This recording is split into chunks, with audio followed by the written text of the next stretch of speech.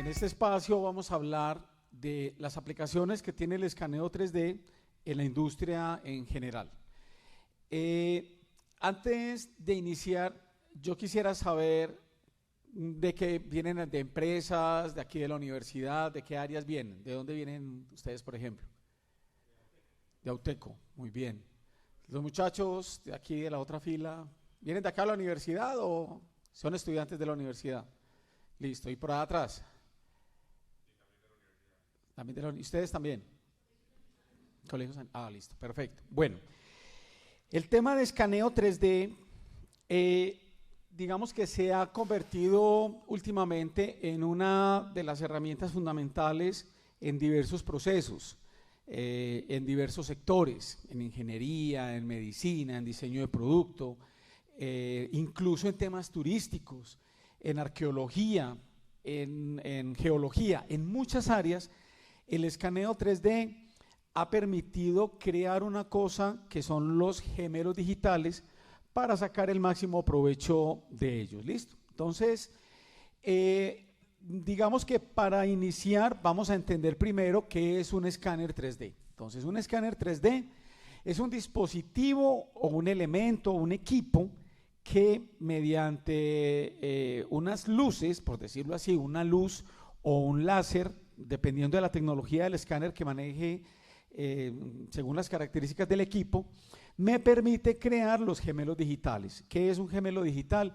Es como una copia, una tridimensional de un objeto. Cuando hablamos de un objeto, estamos hablando de cualquier elemento en el cual yo necesite llevarlo al 3D. ¿A qué software 3D? A cualquiera. Porque una de las características, digamos, interesantes de los escáneres 3D es que me permite crear mallas poligonales en extensiones, que las denominamos en extensiones ETL, que son extensiones neutras que me permite llevar esos archivos a cualquier programa CAD 3D. Llámese Solidez, llámese SolidWorks, llámese AutoCAD, Inventor, CATIA, Creo, NX, cualquiera de esos software me permite importar ese tipo de archivos. ¿Para qué podemos escanear objetos? Pues hay diferentes áreas o en diferentes aplicaciones que me permite crear estos en modelos tridimensionales para múltiples objetivos. Entonces, por ejemplo, hacer análisis dimensional, tener la posibilidad de escanear un elemento y compararlo con planos. Ahorita vamos a ver un poquito más de detalle. O escanear un elemento para hacer un análisis ergonómico, por ejemplo, o hacer un rediseño de producto. O escanear un elemento en el cual yo necesite hacer una fabricación local porque traerlo de afuera sale muy costoso, o el fabricante de ese repuesto ya no lo fabrica, o la empresa ya no existe en muchos casos. Entonces, la posibilidad de escanear el elemento con altas precisiones para hacer una fabricación local. Tenemos diferentes tipos de escáneres. Tenemos escáneres de corto alcance y escáneres de largo alcance. Cuando hablamos de escáneres de corto alcance, estamos hablando de escáneres que me permiten escanear objetos. Llámese una silla, llámese una persona, un zapato, unos anteojos, lo que yo necesito escanear en cuanto a objetos, lo puedo escanear con un escáner de corto alcance que trabajan con luz láser o con luz LED. Ahorita vamos a trabajar aquí con el láser, el que vieron afuera de la entrada es de luz LED, aquí vamos a trabajar con luz láser, que es el que me permite capturar con mayor precisión, con grado metrológico, especialmente orientado a temas mecánicos o industriales. Y los escáneres de largo alcance son los que me permiten capturar espacios. Por ejemplo, este auditorio o la empresa, o si yo necesito escanear una escena de un crimen, o si necesito escanear un trazado de tubería porque necesito hacer un rediseño, o escanear una máquina que es muy grande.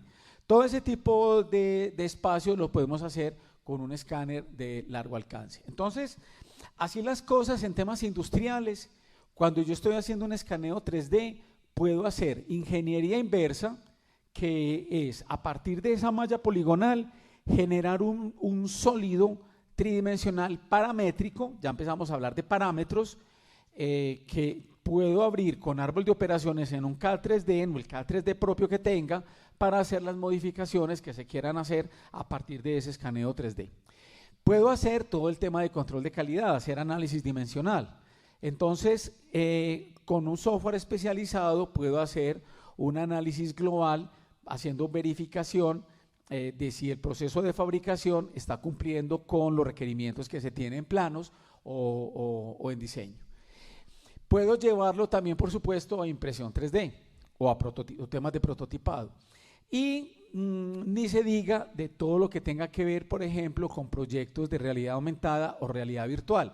Ya empezamos a tocar aquí, por ejemplo, temas de mercadeo, publicidad, ventas, análisis de proyectos, todo el tema de visualización. ¿Listo? Cuando estamos hablando de temas de escaneo 3D, básicamente este es como el flujo de trabajo. Tengo, digamos, la pieza física. En el momento en que hago el escaneo, estoy creando una malla poligonal. Puedo hacer un análisis de desviación si yo tengo el nominal de esa pieza, ¿cierto? O tengo planos, entonces yo puedo hacer un análisis o una verificación.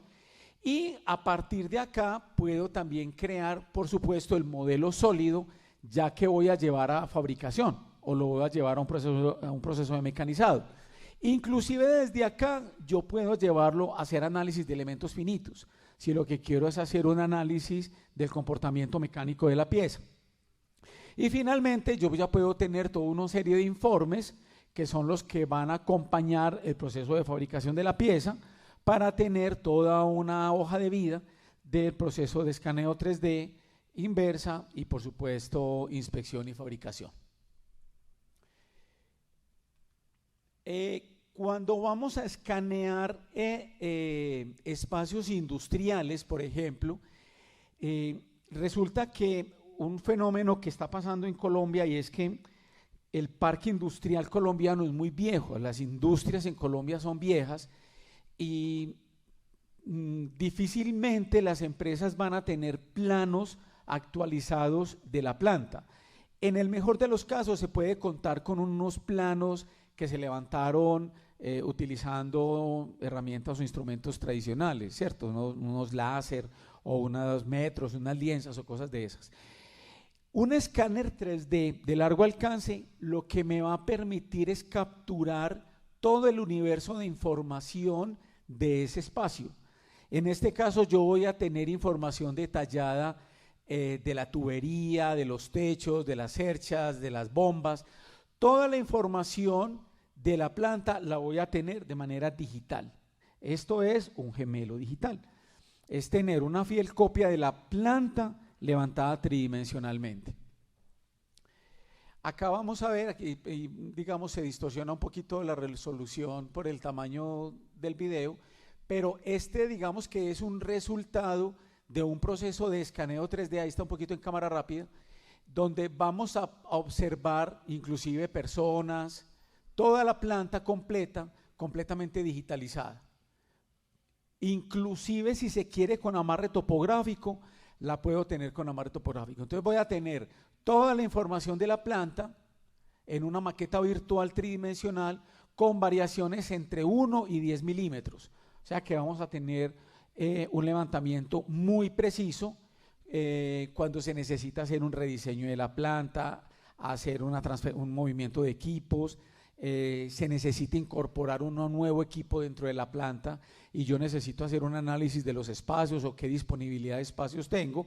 Entonces podemos hacerlo con un escaneo 3D de largo alcance. Estos escáneres normalmente pueden tener alcances entre los 60 metros, dependiendo de la referencia del equipo. Entonces hay equipos que me escanean distancias de 60 metros, otros de 130 metros, hay de 300 metros y hasta 800 metros inclusive.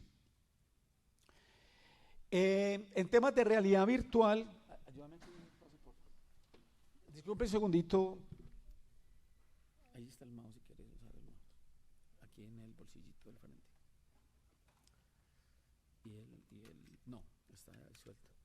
Voy a mostrarles un ejemplo de un recorrido virtual a partir del levantamiento de tomas 360 que me permite también tener una visual en recorrido virtual de un espacio, en este caso de una planta.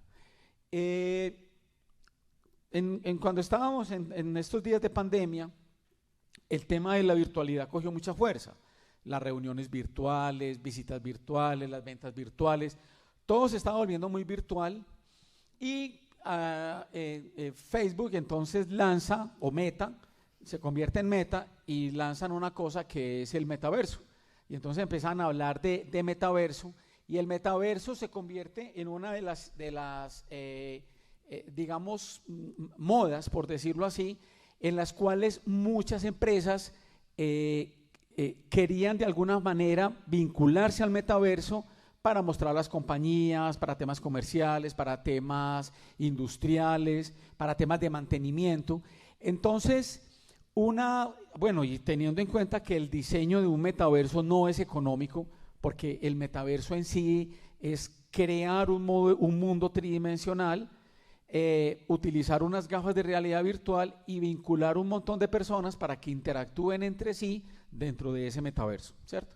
Entonces, lo que hace un proyecto de realidad virtual a partir de tomas 360 es algo que se acerca mucho al metaverso con unos valores muchísimo más bajos, donde yo puedo hacer vinculación de información, por ejemplo, fichas técnicas, información relevante de la empresa, información para hacer inducción de la planta, obviamente pues lo que tenga que ver con recursos humanos para hacer capacitaciones al nuevo personal de la compañía, acceder a fichas técnicas de las máquinas, y todo ese tipo de información lo puedo lograr a partir de un recorrido virtual de la planta, donde cualquier persona sin necesidad de ir allá puede hacer un recorrido de la planta, ¿cierto? Entonces, eso es lo que me permite hacer un recorrido virtual. Bueno. Listo. Vamos otra vez a la presentación. José, gracias. Listo. Ya. Listo. Entonces, hablando en temas de escaneo 3D, tenemos entonces la posibilidad de tener escáneres de última generación para hacer el levantamiento de información que se requiera. Y como hablando de temas industriales, entonces estamos hablando de el escaneo de elementos mecánicos, llámese piñones, levas, ejes, cualquier elemento mecánico que se requiera escanear para un proceso de fabricación, para un proceso de verificación, un tema de rediseño de componentes, por ejemplo, para el tema de motocicletas, o el escaneo de la motocicleta para hacer el diseño de componentes para la misma. Por supuesto, el escaneo 3D, y ahí es importante tener en cuenta algo, y es que el escáner me está entregando una información que hace parte de una especie de suministro, que es el que yo voy a necesitar en el software de postprocesamiento, en el cual yo voy a hacer un rediseño, voy a hacer una inspección o voy a hacer un análisis. Entonces, el escáner en sí no me está entregando el análisis o no me está entregando la ingeniería inversa. Es lo que me está entregando es un archivo en malla poligonal, en extensión STL, para yo poder hacer ese análisis posterior que lo voy a hacer con el software.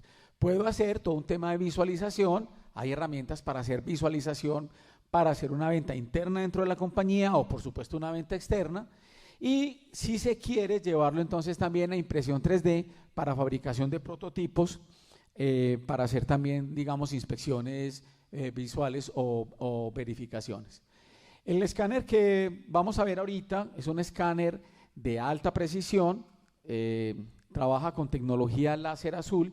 Esto me permite escanear elementos oscuros o brillantes a una alta precisión. También contamos con escáneres de alto detalle cuando vamos a escanear elementos que son muy pequeños y que tienen, digamos, formas complejas, pero son pequeñitos. Contamos con escáneres especializados para hacer la captura de este tipo de información.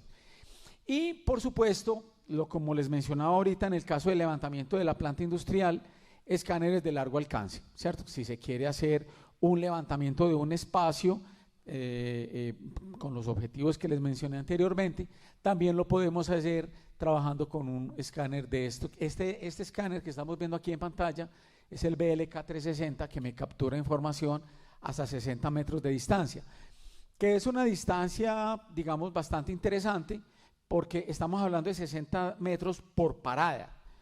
Es decir, yo tengo hago una toma en este punto, me captura 60 metros, pero la siguiente yo me corro 10 metros, entonces voy a ganarme unos 10 metros adicionales a partir del punto anterior, ¿cierto?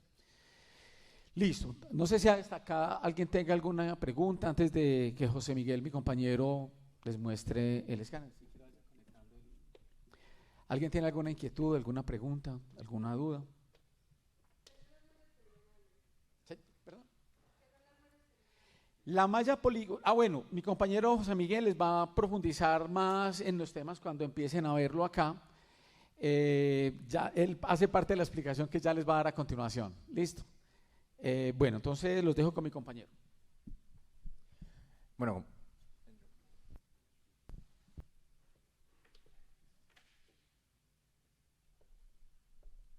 Hola, hola, hola. Listo. Bueno, buenas tardes, buenos días, ¿cómo están? Mi nombre es José Miguel Vélez. El día de hoy les voy a estar comentando un poquito más sobre los escáneres de manera más puntual, un poco más técnica, para que conozcamos un poquito más los términos, como lo son las mallas o los STLs o las mallas poligonales, las nubes de puntos y todo lo que vamos a adquirir a través de un escáner. Entonces, como tal, lo primero que vamos a definir, qué pena, me enredé. Lo primero que vamos a definir es cómo funciona un escáner, entonces, cuál es el funcionamiento, qué es lo que estamos haciendo. Entonces, lo primero es tener en cuenta que esos equipos son equipos de precisión, son equipos de medida. Como tal, manejan, igual que cualquier equipo de medida, una tolerancia o una precisión volumétrica, ¿cierto? Entonces, por decir algo, un ejemplo más puntual, pues cuando tenemos una regla, lo más pequeño que podemos medir con esa regla es 1 milímetro, ¿cierto? No hay, o una liencilla, lo más chiquito que podemos medir es 1 milímetro. Esa es la precisión que va a manejar ese instrumento que estoy utilizando para medir. El instrumento que vamos a utilizar en este momento tiene una precisión de 25 micras, es 1 milímetro dividido en 1000, tomamos 25 de esas divisiones y esa va a ser la precisión que nos va a dar el equipo. Es muy menor a lo que es un cabello humano. Como les decía entonces, y el proceso de medición se da por medio de la captura de luz, ¿cierto? Normalmente, por ejemplo, hacemos la analogía con los ojos humanos. Normalmente nuestros ojos, como el lente de una cámara, lo que hace es capturar toda la información de la luz que hay en el ambiente. El rebote de la luz que hay de todas las luces del ambiente en cada objeto entra por los lentes, que en este caso serían nuestros ojos, y esa información la interpreta el cerebro y la vuelve una imagen. Lo mismo pasa con las cámaras digitales, entran por un lente, la computadora, la cámara interpreta la información de la luz que capturó el lente y la convierte en una imagen, ¿cierto? Pero entonces hay algo muy particular, y es que, por ejemplo, cuando uno le dicen, ve, mira, lo que pasa es que tuve un accidente y perdí un ojo, le dicen que el médico normalmente dice, vas a perder la habilidad de capturar la profundidad, de saber qué tan lejos o qué tan cerca está el objeto, o de percibir qué tan lejos o qué tan cerca está un objeto. Traspuesto esta información a la tecnología de escáneres 3D, pues ya entonces no vamos a contar con un lente de alta definición, sino con 2, 3, 4, dependiendo del escáner. En este caso tenemos 2 lentes que lo que hacen es que nos va a dar esa información, nos va a poder percibir la profundidad a la que llega la luz. ¿Cuál luz? Ya en este caso no van a ser todas las luces del ambiente como lo es con nuestros ojos, sino una luz que el mismo equipo va a generar. En el caso de este equipo es una luz láser azul, como el que vieron ahorita afuera es una luz óptica blanca. Cada una tiene sus ventajas y desventajas una sobre la otra. En este caso, por ejemplo, ¿qué pasa con la luz azul o la luz láser? Son equipos que manejan unas precisiones mucho más altas. En el otro equipo estamos hablando de 50 micras, el doble de esta. En este equipo estamos hablando de 25 micras, pero tienen algunas repercusiones, como lo tal, por ejemplo, la utilización de estos marcadores. Son puntos reflectivos que lo que hacen es que le dicen al equipo dónde está ubicado espacialmente, sin necesidad de utilizar la geometría. En el caso de los otros equipos, utilizan la geometría. ¿Por qué es tan importante eso en los equipos de precisión o en equipos de este tipo? Porque, por ejemplo, si yo voy a hacer el proceso de escaneo de este tornillo y él está interpretando con la ayuda de la geometría saber dónde está ubicado, si yo escaneo esta zona del cilindro del tornillo y después escaneo esta zona del cilindro del tornillo, pues son dos cilindros perfectos, el escáner no va a saber dónde está ubicado ni cuál es la diferencia entre esta cara y esta cara, porque ambos son cilindros perfectos, ¿cierto? Entonces los va a sobreponer. En esos casos, entonces podemos utilizar estas guías que lo que hacen es que por medio de la distancia entre puntos nos dicen dónde está ubicado el escáner. Bueno, voy a empezar para mostrarles entonces. Lo que él hace es que proyecta unas líneas de láser. Estas líneas de láser, cada una me va a dar una información de un punto a cada vez que se refracte sobre la luz. Si vemos y me acercamos a lo más potente, vemos que más o menos lo que se ve es que cada uno va cogiendo una cantidad extrema de puntos, ¿cierto? Entonces estamos hablando de 500.000 hasta 1.000.000 de puntos por toma, por cada vez que paso el escáner por una superficie, y pues él se va moviendo. Lo que ven ahí como se iluminan los punticos rojos es el escáner ubicándose en el espacio para utilizar esos puntos. Las ventajas, por ejemplo, de estos equipos, además de, bueno, desventajas, por ejemplo, ya conocimos una, que es la utilización de obligatoria de los targets, pues que más que una desventaja, pues es, digamos, que un poco engorroso en algunas situaciones, pero pues se puede mejorar de muchas maneras. Pero, por ejemplo, en los otros equipos que son ópticos, la captura de objetos negros o brillantes es mucho más complicada que en los equipos de láser azul. ¿Por qué?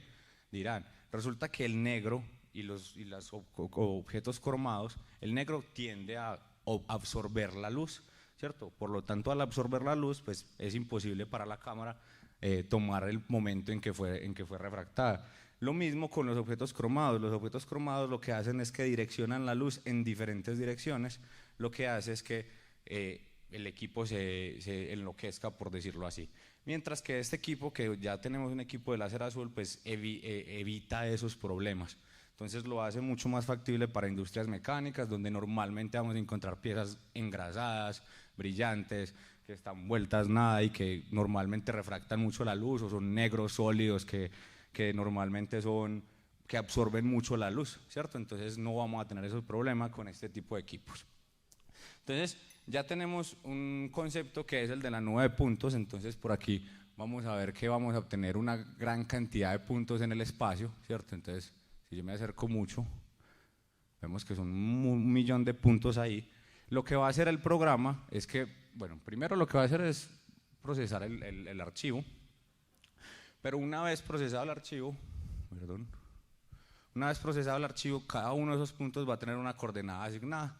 Lo que va a hacer es que después de que ya tengamos la nube de puntos limpia, el programa lo que va a hacer es que cada uno de esos puntos lo va a volver un vértice y un triangulito, y ese triangulito lo va a volver una superficie pequeña. Entonces imagínate que toda la superficie está formada por 1.000.000 de triángulos. Esos triangulitos son lo que llamamos la malla poligonal. Si me esperan un segundito, ya la vamos a ver. Este proceso de pronto demora un poquito más, como les decía aquí, una nube de puntos. Entonces lo que vamos a hacer es que cada uno de estos punticos los vamos a ver un vértice, y cada uno de estos triangulitos se me va a volver una pequeña superficie. Entonces vamos a hacer aquí el proceso de mallado. Es un proceso pues automático que hace el computador. Hay 3 tipos de triangulación, dependiendo pues de diferentes tipos de necesidades se pueden utilizar, pero pues aquí tenemos una por defecto. Entonces, como ven, ya no tenemos una nube de puntos, sino una superficie. Entonces ya es un montón de polígonos. Estos polígonos ya son superficies que se pueden interpretar en otro programa CAD. Asignándole una cantidad de polígonos, podemos interpretar si yo por ejemplo voy a poner de ejemplo Solidez o SolidWorks, que tienen esa función. Yo puedo identificar este cilindro, lo señalo en el software, así es la superficie del cilindro, a ver si me deja aquí, así, me deja, por decir algo, voy a seleccionar esta zona.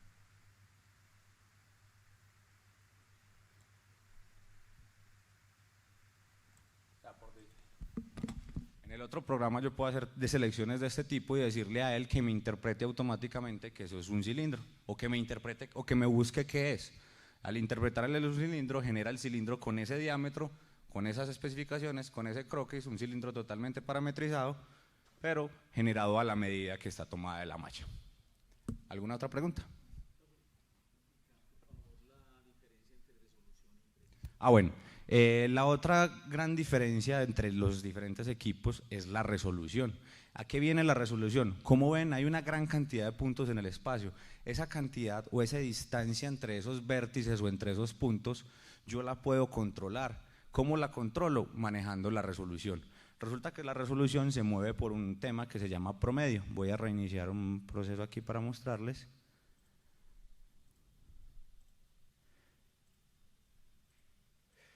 Entonces, aquí lo que él me está preguntando es la resolución. Si ven, los cuadritos me representan más o menos qué es lo que tiene que ver la resolución. La resolución es la cantidad de puntos que me va a coger por un espacio determinado. Entre más puntos tenga yo, más capacidad va a tener el escáner de capturarme las imperfecciones, la rugosidad, porque van a estar más cerquita los puntos uno de otros. Pero por lo tanto va a ser un archivo que va a ser mucho más pesado, mucho más inmanejable, pero puede ser, digamos, dependiendo de la necesidad, es utilizable, por ejemplo, para desgastes óseos en algunos casos, o rugosidad de piezas mecánicas, o reconstrucción de daños o de algún tipo de colisión entonces en esos casos que se necesitan los detalles a precisión, se utilizan resoluciones más altas. Pero, por ejemplo, cuando vamos a trabajar objetos donde solo necesitamos información métrica, donde no necesitamos detalle, yo no necesito que los puntos estén tan pegados, sino que las superficies queden bien. Entonces, que el archivo no tenga que ser tan pesado, sea más manejable, lo manejo a una resolución más baja. Entonces, ¿eso qué quiere decir? Que todos los puntos eso se maneja por el promedio de puntos. O sea, los puntos que me está capturando van a estar en una distancia desde promedio de 0.1, o sea que cada 0.1 milímetros va a haber un punto, o de 3 milímetros, o sea que cada 3 milímetros va a haber un punto. Dependiendo de eso es la resolución y qué tan detallado va a quedar el objeto que yo voy a capturar. Entonces, cuando voy a escanear objetos muy chiquiticos, lo más recomendable siempre es manejarlo al máximo. ¿Alguna pregunta hasta ahora?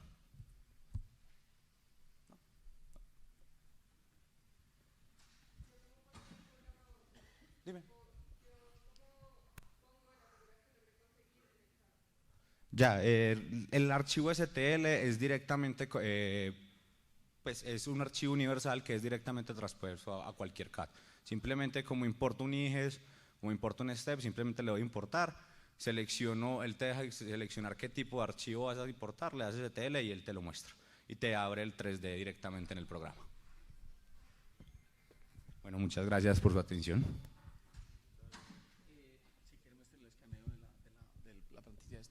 Azul. ¿Qué se puede escanear? Es una pregunta, digamos, muy común. ¿De qué tamaño puedo escanear? Realmente yo puedo escanear cualquier elemento de cualquier tamaño. Podemos escanear desde un diente, porque lo hemos hecho, para temas arqueológicos, por ejemplo, pasando por una motocicleta, un vehículo, inclusive una avioneta. Para hacer análisis en túneles de viento, para hacer análisis de elementos finitos.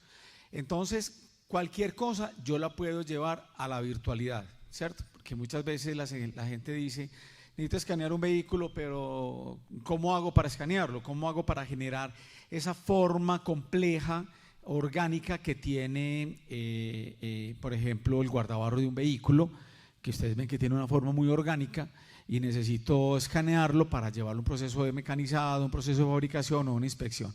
Entonces, con un escaneo 3D, o por ejemplo en este caso, que es una plantilla para la fabricación de un calzado, entonces tenemos el elemento. Las piezas, cuando se vayan a escanear, puede suceder que vamos al sitio. Si la pieza es muy grande, muy pesada, muy delicada, es confidencial, no se puede mover, no se puede sacar, está conectada, está instalada, todo ese tipo de casos nosotros podemos ir hasta el sitio y hacer el escaneo allá. También pueden hacerlos llegar aquí a la universidad si es una pieza que es pequeña como esta, o si son varias, entonces las pueden traer y aquí se hace todo el proceso de escaneo. Adelante.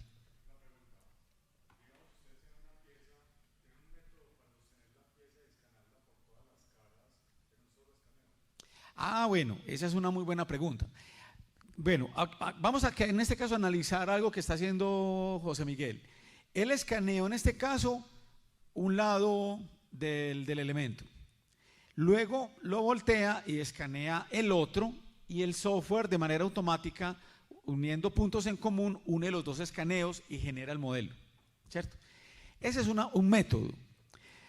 Hay otro método y es, en vez de utilizar los targets como los tiene sobre la mesa, pegarlos directamente en el elemento. Entonces yo puedo girar la pieza, aún teniéndola en la mano, sin necesidad de que esté quieta. ¿Por qué? Porque los targets están pegados en la pieza. Entonces yo puedo escanear el elemento sin problema. Verbo y gracia, una motocicleta. Yo le pegaría los targets a la moto, así la moto se mueva, yo puedo escanearla sin problema y no va a perder la referencia, ¿cierto? La otra opción que cuando nos llegan, por ejemplo, piezas que se pueden deformar con el movimiento, es que nosotros allá hacemos toda una serie de piruetas con nylon y pegamos en el techo y hacemos, digamos, todo ese andamiaje para hacer el escaneo de la pieza en el aire, ¿cierto? Y lo podemos hacer. Para que hagan las preguntas. Ah, listo. Ya te van a pasar el micrófono. ¿Este software que ustedes manejan es Open Access como Cura o este es de pago? El software del escáner. Sí. Este software es el que viene con el escáner para captura de información. Y no hay que pagar anualmente por el uso de él. Lo que pasa es que el software es propio del escáner. No es un software que yo diga voy a comprar un software de escaneo. No, eso no existe. Es un software propio del escáner, que cuando una persona compra el escáner, el software ya viene con él. Listo. Y lo que hace el software es que te genera una malla poligonal en extensión STL, que es el que vas a llevar a donde quieras llevar. Sin embargo, pues yo creo que la pregunta es orientada como de pronto a temas de actualizaciones y todo. El software está en constantemente actualización sin ningún costo, siempre y cuando el equipo al que pertenece el software esté ellos tienen más o menos un lapso entre 10 y 15 años en los que son, por decir algo, continuos, pues no se descontinúa su soporte. Entre esos 10 años aproximadamente, el soporte que es continuo, las actualizaciones son totalmente gratuitas y una vez dejan de haber actualizaciones, el software es perpetuo y no necesita ninguna compra de licencia. Yo puedo imprimir sin llevar un proceso de ingeniería inversa, es decir, simplemente escaneo, no tengo que generar los volúmenes ya sea en Rhino o en cualquier otro CAD y llevar directamente impresión. Por ejemplo, en este caso, directamente se puede hallar impresión siempre y cuando todos los agujeros o la malla esté totalmente cerrada y curada. Por ejemplo, aquí hay unos agujeritos pues, que por la velocidad a la que lo escaneé quedaron. Pero, por ejemplo, la misma herramienta me permite a mí llenarlos y pues una vez estén todos cerrados y todos sin ningún problema, si la malla no tiene problemas de este tipo, se puede llevar directamente a un Cura o cualquier programa de impresión y directamente te puede alinearlo para generar la impresión. ¿Alguien más? Digamos que el secreto para la impresión es que la malla esté completamente cerrada, para que el cura pueda detectar que es un elemento sólido o imprimible, ¿cierto? ¿Alguien tiene alguna otra inquietud? ¿Qué garantía trae la herramienta? Un año. Sí. Bueno, si quieren informar, adelante, ya hay otra pregunta. Un segundito que ya te van a llevar el micrófono.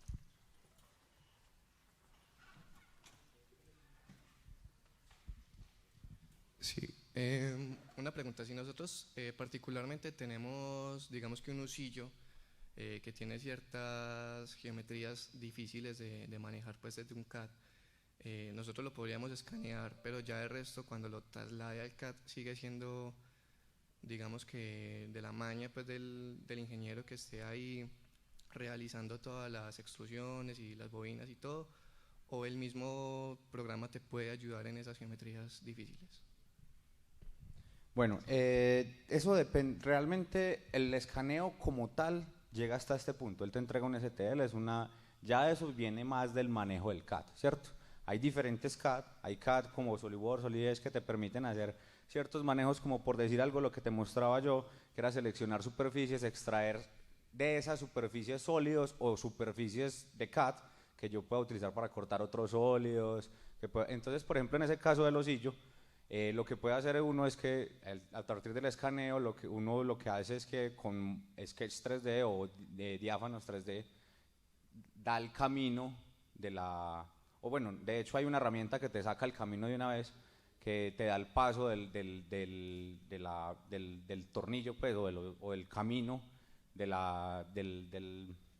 perdón, se me está yendo la pluma, del tornillo del osillo, el paso de la hélice, por decirlo así, y ya después de eso, pues el mismo CAD te permite a ti dibujar a partir por decir algo, dividir la malla con un plano, y a partir de ese plano que está viviendo la malla te muestra, por decir así, como para calcar la imagen de la esquinita o del perfil del camino, por decirlo así. Entonces ya simplemente es la misma herramienta, le das al perfil y le das continuar el camino que ya generaste, ¿cierto?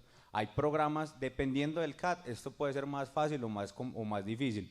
Hay CADs como Geomagic que te permiten identificar directamente la superficie y automáticamente te saca el camino, por decirlo así. Hay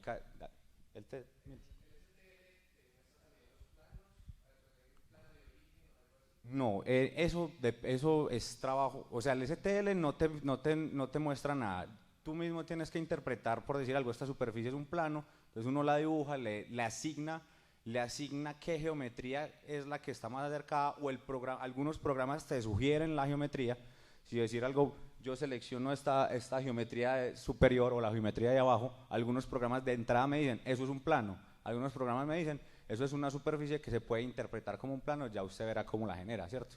Entonces, digamos que es más como una guía, como para calcar en 3D, nosotros lo llamamos, ¿cierto?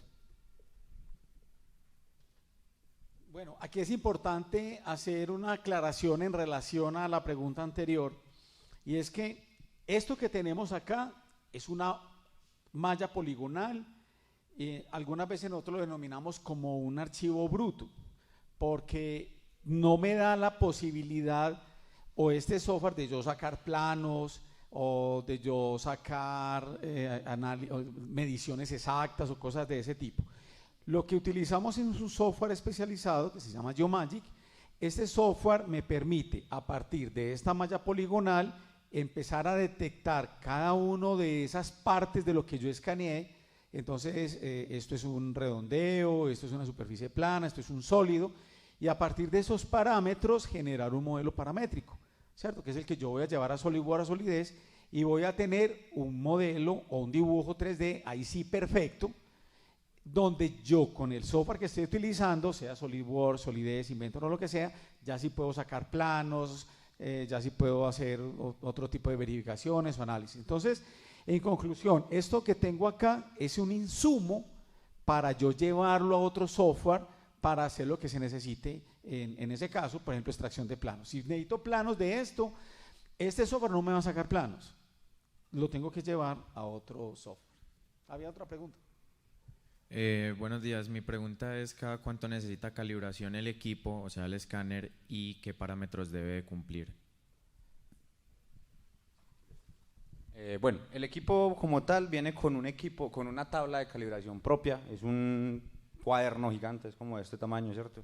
Que viene con unos puntos especificados a una distancia, ¿cierto? El equipo lo que hace es que yo apunto a ese patrón en diferentes posiciones, y él lo que hace es que alinea las cámaras para poder tomar la precisión, ¿cierto? En diferentes posiciones, ¿cierto? Normalmente eso se hace dependiendo de cuál sea la utilización del equipo. Si el equipo se transporta constantemente, se recomienda hacerlo antes del transporte y después del transporte para no transportar la tabla, porque es una tabla bastante delicada, que eso más o menos pues está recubierta en plástico, pero es de vidrio templado, entonces es recomendable no transportarla. Entonces se hace antes y después del viaje, y si va a estar en un lugar específico, normalmente se hace, o sea, si no se va a mover, por ejemplo, de un laboratorio, se puede hacer una calibración cada mes o cada 2 meses aproximadamente. Otra cuestión ya es con la certificación de calibración, ¿cierto? El equipo viene con una certificación de calibración a la fecha de compra, ¿cierto? Es continua. Sin embargo, hay ciertas empresas, cuando uno va a hacer trabajos de metrología o trabajos de ingeniería inversa, que te piden el certificado anual, ¿cierto? Porque son equipos de medición, normalmente por ley colombiana se debe certificar anualmente su calibración. Entonces hay algo particular con la empresa Shining que es muy bueno, y es que ellos normalmente lo que hacen es que uno puede ir a cualquier laboratorio de metrología, escanea las galguitas del laboratorio, el laboratorista, pues el de metrología, te entrega a vos el informe, vos envías eso a Shining y directamente ellos solamente te cobran el papel del certificado y te envían el certificado actualizado del año. Eso. Con otras empresas de otras marcas de pronto sí puede ser un poco más complicado el tema de certificar la calibración, porque normalmente piden que uno envíe el equipo. ¿Alguna otra pregunta? A ustedes muchas gracias, los esperamos nuevamente a las 2 de la tarde para continuar descubriendo todas las oportunidades que tenemos aquí en el Digital Fest Lab. Muchas gracias.